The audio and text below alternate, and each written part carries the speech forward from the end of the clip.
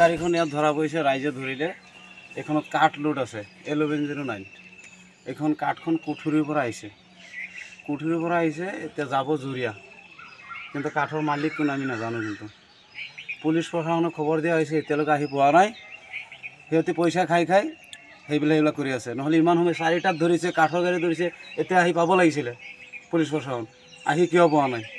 সিহঁতে পইচা খাই বহি আছে, নহ'লে ইমান সময় আহিব লাগিছিলে। কিন্তু এইখনৰ ঠাই হ'ল তিৰমুনি নেকি? আমবাগান তিৰমুনি পাইছে নেকি? ড্ৰাইভাৰ পলাইছে, ধৰা হৈছে। ইমান সময় আহিব লাগিছিল প্ৰশাসন, কিন্তু আহি পোৱা নাই।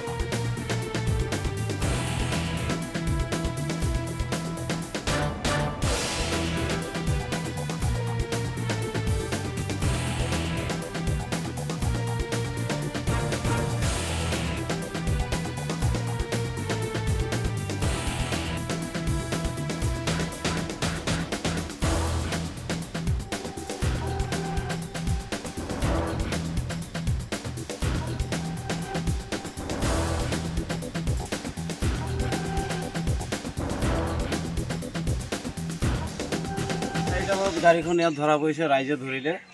এইখনত কাঠ লোড আছে 1109। এইখন কাঠখন কুঠুৰিৰ পৰা আহিছে, এতিয়া যাব জুৰিয়া, কিন্তু কাঠৰ মালিক কোন আমি নাজানো। কিন্তু পুলিচ প্ৰশাসনক খবৰ দিয়া হৈছে, এতিয়ালৈকে আহি পোৱা নাই। সিহঁতে পইচা খাই সেইবিলাক কৰি আছে। নহ'লে ইমান সময় 4টাত ধৰিছে, কাঠৰ গাড়ী ধৰিছে, এতিয়া আহি পাব লাগিছিলে পুলিচ প্ৰশাসন, আহি কিয় পোৱা নাই?